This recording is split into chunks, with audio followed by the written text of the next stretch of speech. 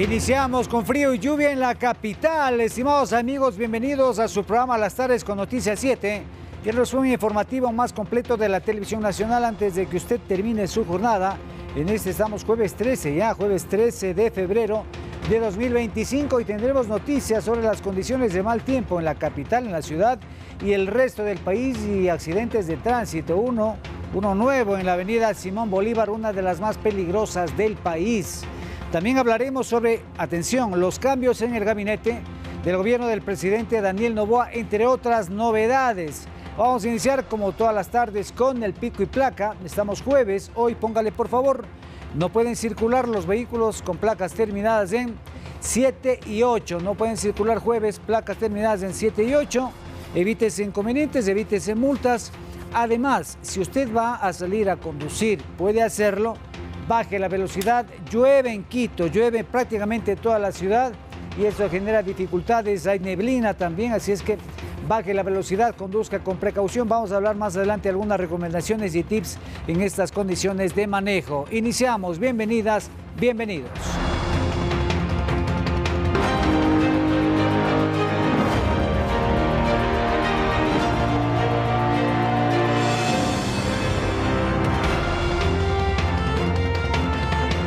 Vamos con las notas de carácter político. Atención con la siguiente nota. Iniciamos una serie de videos donde les presentaremos a los nuevos asambleístas nacionales, quienes arrancarán con sus funciones desde el próximo 14 de mayo, donde conoceremos algo más de su trayectoria pública y política. Vamos a ver. De acuerdo a las proyecciones de los datos oficiales del Consejo Nacional Electoral, quienes serán parte de la Asamblea periodo 2025-2029 como asambleístas nacionales son: Anabela Asín del partido ADN. Es la madre del presidente Daniel Noboa y volverá al Pleno Legislativo después de 18 años. Fue diputada en el Congreso Nacional en el 2007 y asambleísta constituyente por el Partido Renovador Institucional Acción Nacional PRIAN entre el 2007 y 2008. Fue además candidata a la vicepresidencia junto a su esposo Álvaro Noboa en los comicios de 2009 y 2013. También es reconocida por su trabajo en las brigadas médicas de la Fundación Cruzada Nueva Humanidad. Nils Olsen, también por el partido ADN. Se desempeñó como ministro de Turismo. Ejerció ese cargo durante los gobiernos de Guillermo Lasso, 2021 al 2023, y de Daniel Noboa. Olsen fue el responsable de la reactivación de uno de los sectores más afectados por la pandemia del COVID-19. En su gestión, promovió la política de cielos abiertos para mejorar la conectividad aérea, la visa nómada y el establecimiento de la nueva marca País. Raúl Chávez, de la Alianza Reto Revolución Ciudadana. Chávez fue concejal de Guayaquil, es presidente del movimiento Reto y cercano al alcalde de Guayaquil, Aquiles Álvarez, investigado por la justicia en el denominado caso AAA, donde se indaga una presunta venta ilegal de combustibles por medio de empresas familiares, según la denuncia. Raúl Chávez fue vicepresidente del Barcelona Sporting Club. Ricardo Patiño Aroca, Alianza Reto Revolución Ciudadana. Patiño ha desempeñado múltiples cargos en el sector público, la mayoría durante el gobierno de Rafael Correa como ministro de Economía, ministro de Defensa, ministro del Litoral, ministro de Relaciones Exteriores y ministro coordinador de la política. Durante su trayectoria política ha acumulado varios escándalos. En 2007 se filtraron los Pati videos en donde conversaba sobre supuestas manipulaciones del mercado con 2 tenedores de deuda. También participó en el proceso de pacificación de pandillas. Cuando era ministro de Relaciones Exteriores en el 2012, fue hallada droga en la valija diplomática de un funcionario de Cancillería en un vuelo a Milán. En el 2019, solicitó asilo en México luego de que fuera investigado por las autoridades por el delito de instigación tras las protestas de ese año. El delito prescribió el año anterior. Javier Ceballos, Noticias 7. Y durante las elecciones generales, los votos nulos y blancos para la dignidad de asambleístas superaron, escuche bien, por mucho a los nulos y blancos de binomios presidenciales. Analistas consideran que esto se traduce al rechazo al poder legislativo por parte de la ciudadanía. En cifras, los votos nulos y blancos para asambleístas obtuvieron un 19.06%, 10 puntos más que los votos nulos y blancos para binomios presidenciales, que obtuvieron 8.99%. No obstante, los números no son solo números, pues refleja mucho de lo que la ciudadanía piensa sobre el poder legislativo. No hay absolutamente nada que haya hecho la Asamblea en bienestar de la colectividad. Se enfocan en cosas que no valen la pena, pierden el tiempo, pierden el dinero del país en vez de enfocarse en las leyes, que es lo que les corresponde. Para Roger Celi, coordinador del Observatorio Legislativo, la desconexión del trabajo de la Asamblea ha provocado desconfianza en la ciudadanía, que se traduce en el voto nulo o blanco. Y la Asamblea Nacional comienza a tratar el día del bizcocho, el día del gamer. Eso genera una desconexión con la ciudadanía y le pasa factura a la hora de evaluar confianza en el trabajo de la Asamblea Nacional.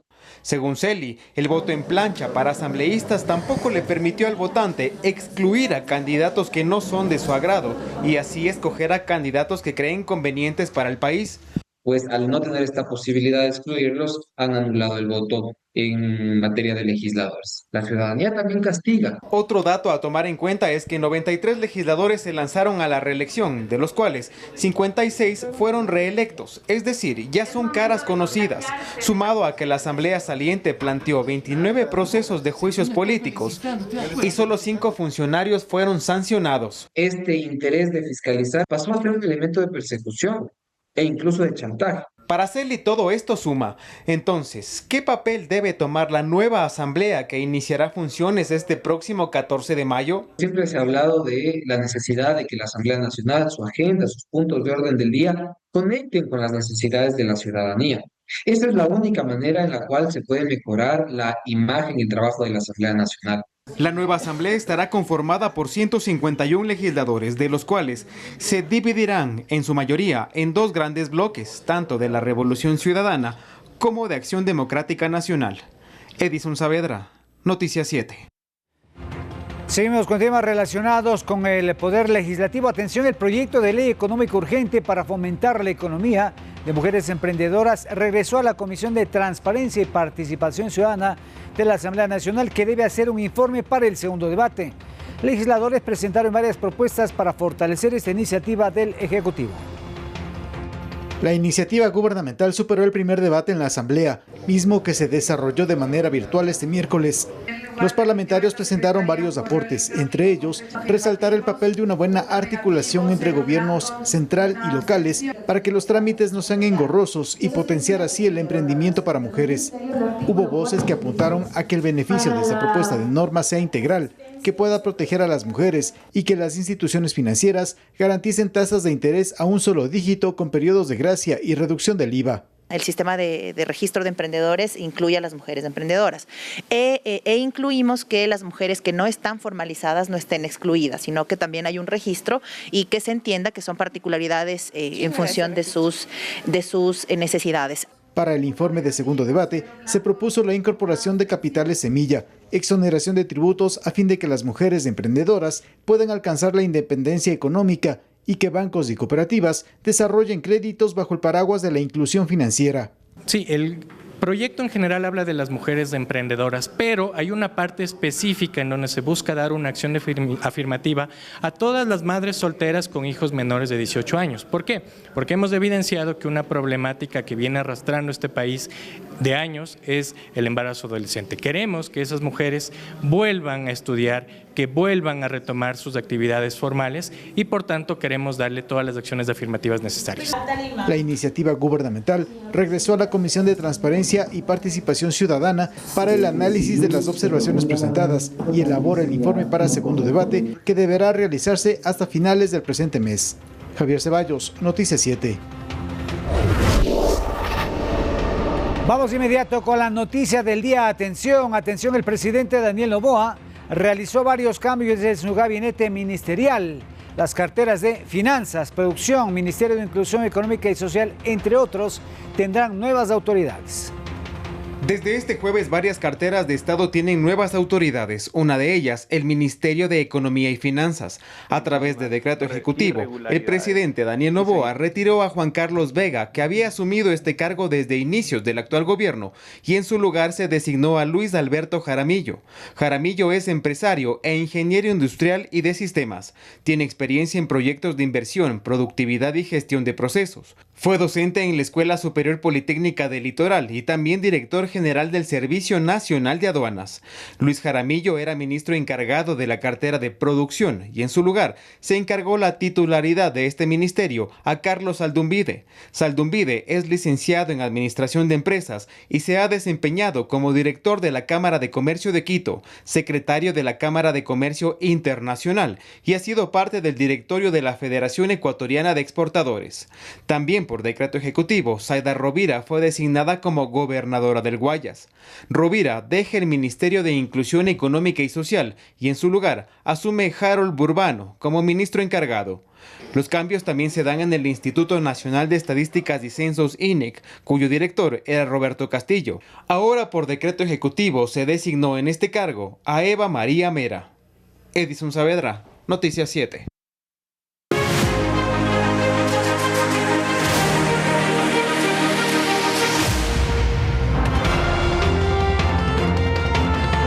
Vamos con otros temas. Atención, un nuevo accidente de tránsito se registró en la avenida Simón Bolívar en Quito, a la altura del sector El Troje, esto al sur de la ciudad. Los 3 carriles en sentido sur-norte y 2 carriles en sentido norte-sur se cerraron por varias horas hasta retirar un tráiler y un vehículo pequeño involucrados en este incidente que dejó un herido. Accidente en la Simón Bolívar. El siniestro ocurrió alrededor de las 7:30 de la mañana. Según versiones preliminares, un tráiler perdió pista y se impactó contra el parterre y varios árboles en el sector del Troje, al sur de Quito, cuando un vehículo pequeño que circulaba por la vía también chocó contra el camión. En el sitio no solo se observó el tráiler que se volcó tras el choque, sino que el contenedor que transportaba se desprendió a causa del impacto. El tráiler está cruzado en la vía, el vehículo pequeño ya fue movilizado por una grúa y retirado. La persona del tráiler que fue afectada por este incidente fue atendida por una ambulancia del Cuerpo de Bomberos. Personal del Cuerpo de Bomberos y la Agencia Metropolitana de Tránsito informaron que se registró un afectado, el conductor del automóvil, con heridas menores. Las autoridades presumen que la falta de visibilidad debido a la neblina y la calzada mojada causaron el siniestro. En la avenida Simón Bolívar existe gran cantidad de neblina, la calzada se encontraba mojada. Tenemos que tener mucho cuidado en el trayecto de estas emergencias, de estos eventos. Desde el día de ayer hasta el día de hoy aproximadamente hemos atendido 7 accidentes de tránsito, de los cuales 3 han involucrado el rescate de personas atrapadas dentro de los vehículos.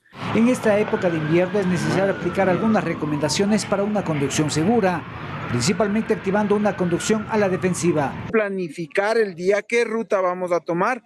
Recordemos que estos días nos va a tomar más tiempo llegar a nuestros destinos, tomando en cuenta que va a haber gran tráfico vehicular. No se distraiga con los teléfonos celulares, siempre maneje con las 2 manos al volante, no rebase cuando llueve. La avenida Simón Bolívar es considerada una de las más peligrosas de Quito. Entre enero y octubre del año pasado se registraron 287 accidentes en esta vía, según datos de la Agencia Metropolitana de Tránsito. Rommel Garzón, Noticias 7. Seguimos con temas climáticos. Atención, a las 4:30 de esta madrugada de este jueves, el Cuerpo de Bomberos de Quito atendió el colapso estructural de una casa en la comunidad de Ingapi, en el sector de Pacto. Personal de la estación de bomberos Quito, ubicado en Anegalito, fue movilizado al lugar donde se verificó la caída de las paredes de la vivienda de construcción mixta asentada en una pendiente, la misma que por retención de agua lluvia en su parte posterior resultó afectada. No se registraron, por fortuna, personas heridas. En este caso, se determinó pérdida total de enseres, menaje de casa y afectación del 50% de la vivienda, por lo que se coordina con el Comité de Operaciones de Emergencia Municipal Metropolitano de Quito y Operativo Zonal de la Administración del Chocó Andino para colaborar con la ayuda necesaria a la familia afectada y solventar varios deslizamientos de tierra en la vía a Ingapi. Así nomás con las lluvias.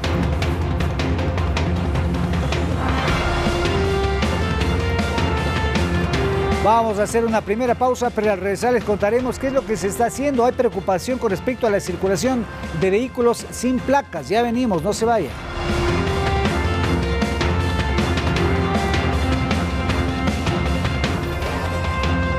Gracias por estar en nuestra sintonía. Más noticias, atención, hasta el 23 de febrero se llevarán a cabo las inscripciones para acceder a la educación en la Universidad Central.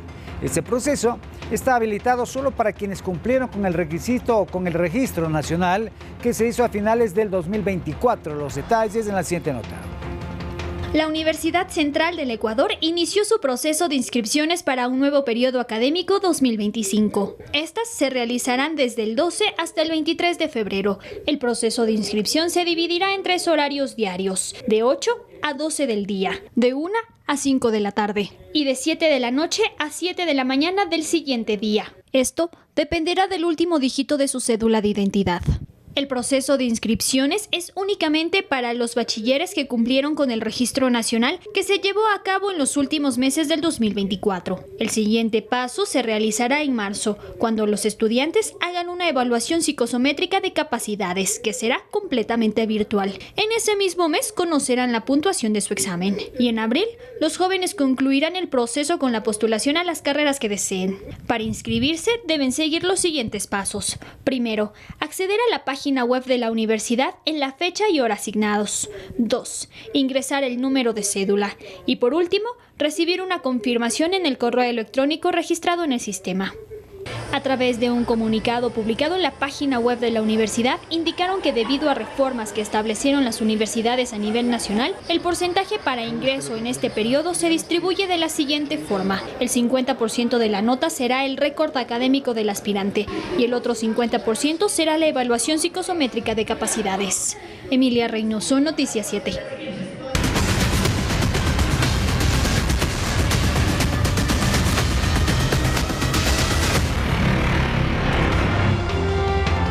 En varios allanamientos ejecutados en la provincia del Guayas, agentes policiales capturaron a 14 presuntos integrantes de un grupo armado organizado.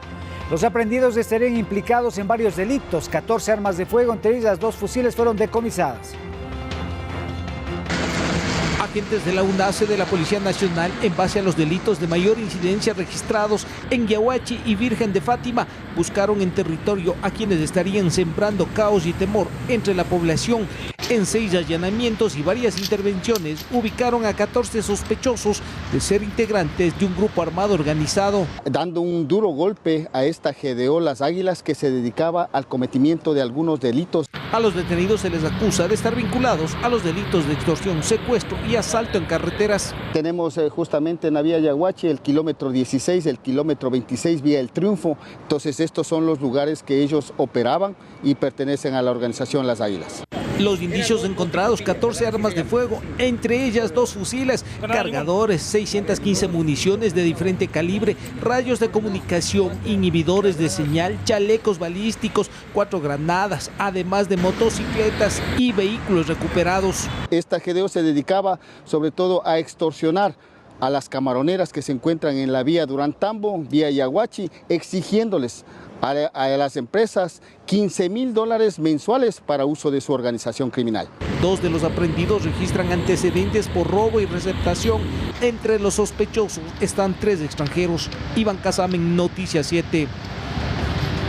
Lo que les habíamos anunciado, al menos 5 vehículos son sancionados diariamente en Quito por circular sin placas. Esta estadística revela la necesidad de reforzar los controles en las vías e incluso avanzar hacia una reforma legal que otorgue mayores capacidades a los elementos de los organismos de vigilancia con miras a garantizar la seguridad de los ciudadanos.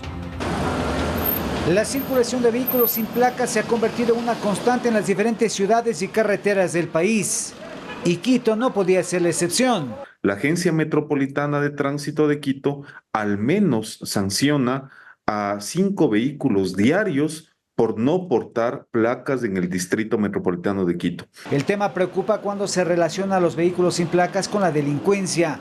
Por ello se exige que en cumplimiento de la ley se realicen controles a todos los vehículos que circulan por las vías del país. El artículo 389, numeral 12, la persona que conduzca un vehículo automotor sin las placas de identificación correspondientes o con las placas alteradas u ocultas y de conformidad con lo establecido en los reglamentos de tránsito, serán sancionadas con multa equivalente al 30% de un salario básico unificado del trabajador en general. No existe ninguna excepcionalidad que establezca el Código Orgánico Integral Penal. Pero no son solo los vehículos sin placas, sino también el control y la prohibición de 2 personas en motocicleta, una norma aprobada hace varios años pero que no se aplica. Es importante que la Agencia Metropolitana de Tránsito controle, de acuerdo a la ordenanza que se aprobó aquí hace unos meses, que todas las motos puedan llevar solamente un pasajero con las excepcionalidades del caso. Por ello se plantea avanzar también a una reforma legal al Código de Organismos de Seguridad COESCOP para otorgar mayores facultades a los elementos de las entidades de seguridad como la Agencia Metropolitana de Control y la Policía Metropolitana, al menos en Quito. Lo que pueden utilizar nada más son esposas plásticas. Hay un proyecto de resolución en el Ministerio del Interior que se sigue discutiendo que les podría permitir utilizar armas no letales, por ejemplo, armas eléctricas. Se espera viabilizar estas propuestas en la nueva Asamblea Nacional que está por posesionarse. Romle Garzón, Noticias 7.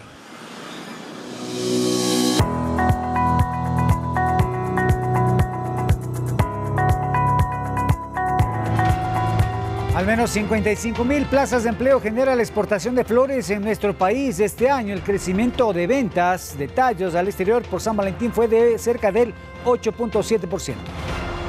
En nuestro país la exportación de flores está en la lista de los 5 productos no petroleros que mayores ganancias producen al Ecuador y con ello la generación de plazas de empleo. Por ejemplo, hay 55,000 plazas de trabajo directo que da todo el sector de flor en el Ecuador. Eso da un montón de trabajo para todo el Ecuador, principalmente a provincias como Pichincha, Cotopaxi, Tungurahua. La época de San Valentín es una de las más importantes para la industria florícola, logrando solo este 2025 un crecimiento de exportaciones de cerca del 8.7%. Se espera que en esta temporada de San Valentín se puedan transportar alrededor de 28,000 toneladas de flores. Estados Unidos, la Unión Europea y Asia son algunos de los lugares donde llega la flor ecuatoriana con unas características poco usuales. Por el color que tiene, por el largo del tallo y sobre todo la durabilidad que tiene la flor ecuatoriana es importante porque cuando tú le vas a enviar una flor a un ser querido quieres que llegue de la mejor manera y sobre todo que tenga, que dure lo que más se pueda. Expertos señalan que la nueva meta para este 2025 del sector florícola es exportar al menos 90,000 toneladas de flores. Sofía Vintimilla, Noticias 7.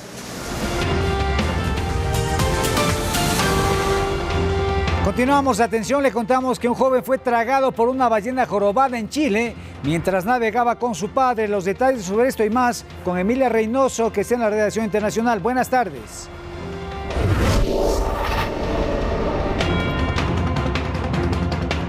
Hola amigos, ¿cómo están? Buenas tardes, bienvenidos al segmento internacional. Y les contamos que este jueves ocurrió un atropellamiento masivo en Múnich, Alemania, que dejó como resultado 28 personas heridas, entre ellas varios menores, según un primer informe realizado por el ministro de Defensa de ese país. La policía indicó que detuvieron al conductor que provocó este incidente. Se trata de un afgano de 24 años que se encontraba en el país de forma ilegal. Las autoridades iniciaron una investigación para determinar si el atropello se debe a causas mecánicas o intencionales. El automóvil se fue contra un grupo de personas que estaban protestando cerca de una estación de trenes. Y en otro tema les contamos que un grupo de organizaciones internacionales que representa a 3 familiares de migrantes venezolanos que fueron enviados a la base naval de Guantánamo en Cuba presentaron una demanda contra la administración de Donald Trump en la que piden acceso a los detenidos. Las organizaciones humanitarias denuncian que estos inmigrantes están incomunicados y urgen garantizar el acceso a información sobre las condiciones de detención y el debido proceso para los afectados. Por su parte, el gobierno no detalló sobre la identidad de estas personas, pero la secretaria de Seguridad Nacional, Christine Noem, ha dicho que son miembros del Tren de Aragua. Y ya para finalizar les contamos que un joven de 20 años fue tragado por una ballena jorobada. El chico se encontraba remando en una pequeña lancha en las aguas del estrecho de Magallanes cerca de Punta Arenas en Chile, cuando de repente apareció el gran cetáceo. Este momento quedó registrado en un video que fue grabado por el padre del joven que lo estaba acompañando para sorpresa y alivio de todos. El enorme cetáceo expulsó al joven casi de inmediato, permitiéndole regresar ileso a la superficie. A pesar del peligroso y angustiante episodio, tanto el joven como su padre han asegurado que seguirán explorando la naturaleza, aunque ahora con mayor precaución y respeto por la fauna marina. Y bien amigos, esa es toda la información que nosotros hemos recopilado esta tarde desde la redacción internacional. Volvemos al estudio donde tienen mucha más información. Linda tarde y nos vemos mañana con más información del mundo. Muchas gracias, Emilia. Nos quedamos con esas imágenes impactantes de la ballena. Con esto nos despedimos. Gracias por habernos sintonizado. Recuerde, más tarde, 19 horas en punto, la edición estelar de Noticias 7. Abríguese, por favor, baje la velocidad. Chao.